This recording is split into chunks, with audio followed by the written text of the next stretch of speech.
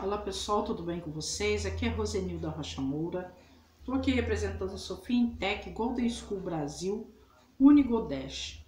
Nós vamos hoje falar um pouquinho sobre conduta ética de um profissional da área de terapia complementar. Se você é terapeuta, acompanhe essa nossa aula, que ela é de grande valia. Nós temos um regimento interior, a forma que eu gosto de ser tratado, a forma também que eu quero tratar os outros, né? Como terapeuta holística, eu trabalho há muitos anos atendendo pessoas. Hoje eu já tenho uma estrutura também virtual, tenho os meus pacientes virtuais.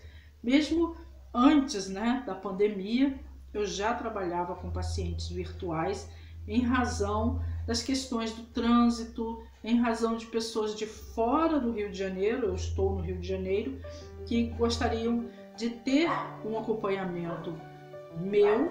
Então, para que a gente fizesse um trabalho, essas pessoas começaram a me questionar e a buscar um tratamento via virtual. Então eu construí uma estrutura virtual da mais simples possível até uma mais sofisticada. Então depende de como a pessoa quer ser atendida, da forma que ela quer ser atendida e, é claro, quanto ela pode pagar por isso.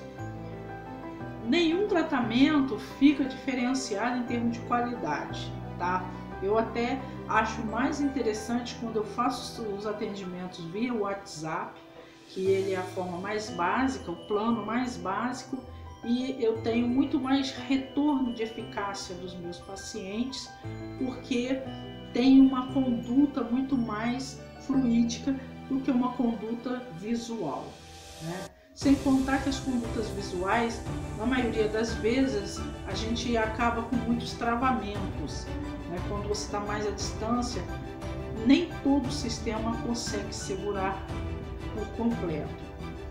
São pontos importantes que eu quero deixar claro para vocês aqui nessa aula, para que vocês tenham sempre ciência de que, assim, fazer atendimentos é uma grande responsabilidade. Você precisa planejar e saber como fazer. Se você atende o seu paciente por pacote, você deve planejar isso na sua agenda, porque você já sabe que fechou o pacote. Aqueles pacotes de horários estão fechados e você precisa estar disponível para o seu paciente no horário que ele se dispôs a marcar com você pelos pacotes. Isso são fatos muito importantes. O prestador de serviço, né, o terapeuta, ele tem por obrigação cumprir o Código de Defesa do Consumidor, né, prestar um bom trabalho e também saber lidar muito bem com todas as regras de consumo, porque prestação de serviço, como é a companhia de luz, a companhia de água, então nós temos que estar muito atentos a isso, de fazer um trabalho bem feito. Caso você, prestador de serviço, tenha uma problemática de que você não vai conseguir conciliar com o seu consulente, paciente, aquele horário, você antecipadamente você já diz para ele, né, que você não vai poder, ou se acontecer alguma coisa no imprevisto, que você, o mais breve possível, informe ao seu paciente através ou de outro telefonema ou de um e-mail. Para quê? Para que ele tenha ciência da sua responsabilidade e daquela questão que não pôde acontecer o atendimento. Quando a gente tem o consultório físico, existem algumas questões que, por exemplo, a gente não consegue atender o nosso paciente. Uma falta de energia elétrica, uma questão de obras na redondeza, onde vai ter dificuldade de acesso, uma operação policial naquela região. Então você já diz para o seu paciente que vai ser impossível que ele chegue fisicamente. Quando acontece também virtualmente, às vezes pode acontecer, o próprio terapeuta ele pode ficar com algumas questões, ou ele pode ficar doente, ou ele pode ter um problema técnico, ou ele pode ter outras funções das quais naquele dia, por uma excepcionalidade, não poder estar presente. Por exemplo, como eu trabalho também dentro de questões ligadas à justiça, nem sempre eu posso estar disponível para as consultas, mas eu sei que toda terça e toda quinta, geralmente eu estou focada dentro do campo judicial, né? Ou dentro de um campo administrativo, dentro de questões periciais. Então, são dias que eu não faço atendimento de paciente virtual. Porém, excepcionalmente, às vezes acontece, né, de um juiz marcar uma questão de audiências ou presenciais ou virtuais numa quarta-feira, numa segunda-feira, excepcionalmente. O que eu faço? Isso já é antecipadamente marcado, eu já me organizo com o meu paciente. Para quê? Para a gente repor isso, como nós vamos repor, enfim, eu sempre acerto isso com os meus pacientes. E às vezes você é iniciante e você não vai se dar conta de que tem todo um aparato de organização. E você pode dizer para mim, poxa, mas eu só tenho 2 pacientes. Eu digo para você, você só tem 2 pacientes agora. Daqui a pouco você está com 30, 40 pacientes, pacientes de 2 dias por semana, pacientes de 4 dias por semana e pacientes de 1 vez por mês. Então, se a sua agenda não for organizada, você vai se enrolar nos atendimentos. É muito importante estar com a agenda sempre organizada. Eu digo organizada, gente, a minha agenda, eu vou abrir aqui minha agenda, só mostrar assim para vocês como é a minha agenda, tá? A minha agenda, ela fica assim, ó. Eu gosto dessa menor porque eu tenho outro caderno.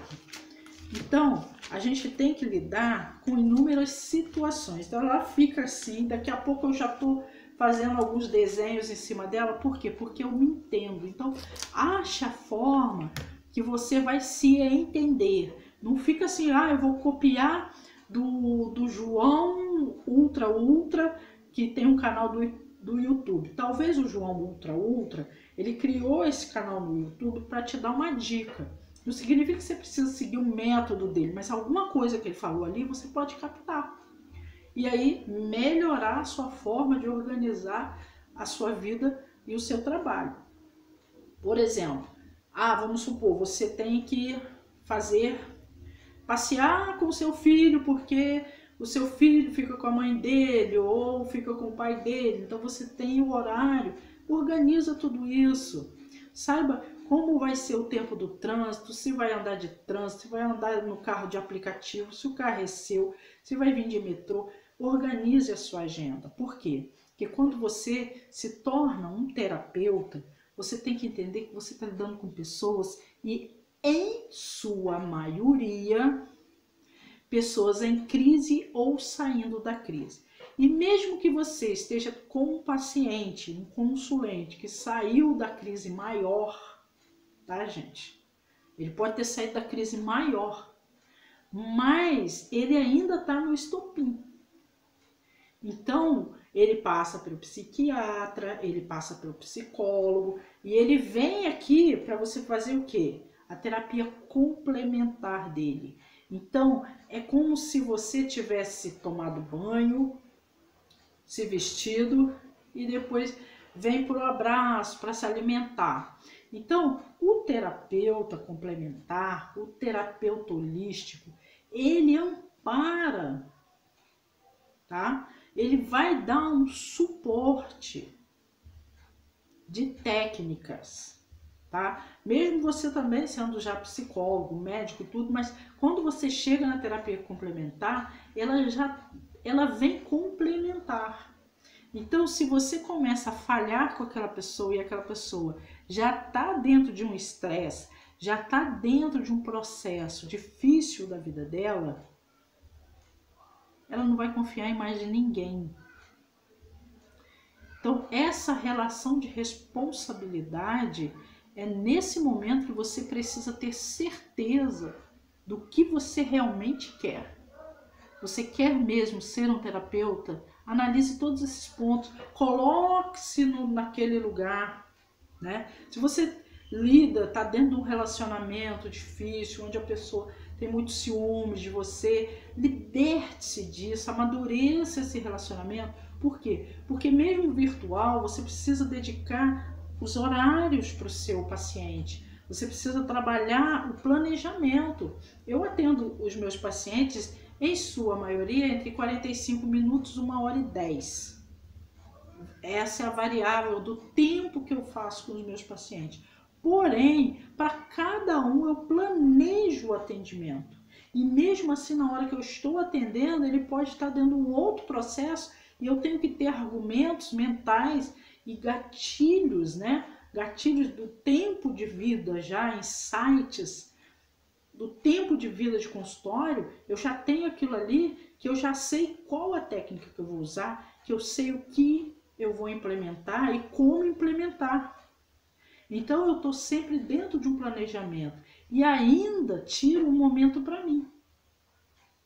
Mesmo fazendo muitas coisas, eu ainda tiro o meu momento, um momento de reflexão meu, só meu, e um momento de arte-terapia só para mim. Porque é importante. E nós vamos ainda falar sobre esse processo, o que é essa arte-terapia só para o próprio terapeuta. Como desenvolver isso e como desenvolver o ritual disso, a prática contínua disso, como se isso fosse você acordar, lavar seu rosto, escovar os dentes, pentear o cabelo, né? Então, são pontos de grande valia, de grande importância. Para quê? Para que você não venha fracassar no meio da profissão, para que você não venha fazer um investimento e depois não conseguir levar a profissão e ainda ficar desmoralizado como pessoa. E desmoralizar um grupo de profissionais. Porque um profissional, quando ele faz uma besteira, ele automaticamente começa a desmoralizar e desmoronar uma classe inteira. Uma classe de trabalhadores inteira. Isso são pontos importantes. Não adianta você ser o maior dominador da técnica X, da técnica Y, mas você não ser uma pessoa pontual, uma pessoa digna, uma pessoa quando não dá para atender, você corre, você explica para o seu paciente, você explica para a mãe do seu paciente, para o filho do seu paciente, porque é importante. Porque se você não tem a competência, não se estabeleça. Se estabelecer quando você coloca um anúncio na internet, espalha seus cartões, posta os vídeos e explica sobre um determinado assunto, passa por uma entrevista, faz uma série de coisas, escreve um livro e de repente você não tem competência para fazer a manutenção correta daquilo, de repente você não tem estrutura. E se você perceber que a sua estrutura ela está balançando, você não pega mais clientes. Vai levando os que você tem. Analise se os seus clientes começaram a desaparecer, o que foi? Foi a crise? Foi uma besteira que você fez? Você tem um concorrente? Quem é esse concorrente? Evitar o confronto com determinados concorrentes. Evitar se alguém ficou insatisfeito com o seu trabalho e saiu espalhando, falando mal. Isso acontece. Saber lidar com a ética profissional. Às vezes, quando você lida com grupos, com palestras muito ligadas a grupos, pode acontecer de um ou outro ficar insatisfeito e acontecer as conversas paralelas.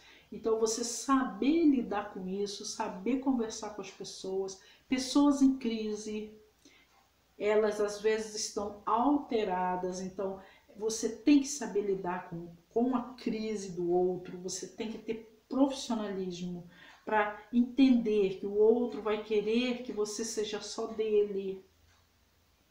E isso, dentro do processo de você, como um terapeuta, você vai ter que saber lidar com isso. E entender que atendimento profissional é atendimento profissional. O que o terapeuta faz dentro do consultório, seja virtual, seja presencial, ele não precisa levar esse paciente para casa dele. E às vezes o terapeuta ele fica meio balanceado, ele começa a absorver coisas e levar esse paciente para casa, fisicamente falando. E isso não é correto, não é o ideal, entende? Porque aí ele não deixa mais o paciente evoluir. Então ele vai ter que se libertar, ele vai ter que fazer uma escolha. Esse paciente se tornou amigo, esse paciente assim, esse paciente assado, tem que levar tudo dentro de uma estrutura. Se você sabe que você tem um paciente que ele está paliativamente numa situação onde ele já está muito bem estruturado, o que você faz? Você vai vendo se ele de repente quer fazer uma arte terapia, se ele quer fazer uma evolutiva em grupo, se ele é bom para isso, se ele supera isso, se a questão dele é só porque ele ficou muito isolado e precisa se recompor. Então, analisar todo esse contexto é de grande valia. Por quê? Porque nós temos que entender que a gente tem os nossos pacientes, mas às vezes você encontra pacientes com alto potencial, ele só está numa situação mais complicada. Por isso, muitos terapeutas desempenham a arte dos cursos, pequenos cursos para você ir vendo o potencial daquela pessoa, né? Isso faz o quê? Estrutura aquele paciente que passa a se tornar aluno e de aluno, às vezes, ele até te supera. Isso é muito bom, desde que você faça pautado na ética, na emoção positiva, na alegria de ver o outro crescer. Isso é o que faz de nós terapeutas pessoas muito felizes.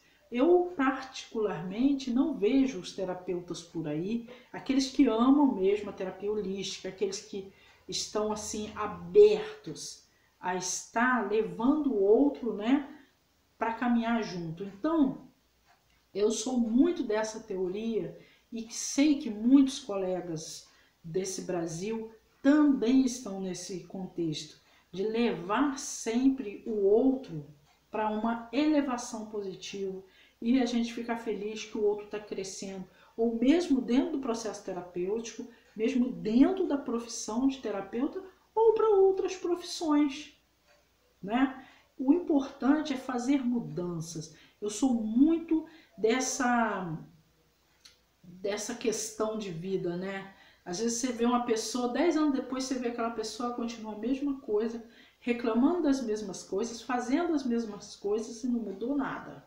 Até a aparência é a mesma. Mas eu prefiro muito mais reencontrar uma pessoa que ela seja totalmente diferente. Por quê? Porque é um somatório. É um somatório positivo. E nós temos que estar atentos a isso. Esse vídeo é muito mais para nós falarmos de nós, para nós trabalharmos a nossa aparência interior, para a gente externar nossa responsabilidade como profissionais. Para quê? Para que a gente possa ter e impor esse respeito de uma forma em que nossas ações falem muito mais do que qualquer outra coisa que circundar sobre nós no contexto de vida, certo? Se você é meu aluno e está assistindo esse vídeo, eu acho importante que você faça os comentários, porque depois nós ainda faremos nas nossas aulas ao vivo, nos nossos encontros fechados, ok? Um grande abraço para vocês e se você é novo aqui, venha fazer parte dessa família Golden School Brasil Unigodash. Um grande abraço, tudo de bom, muito obrigada por assistir esse vídeo. Até mais.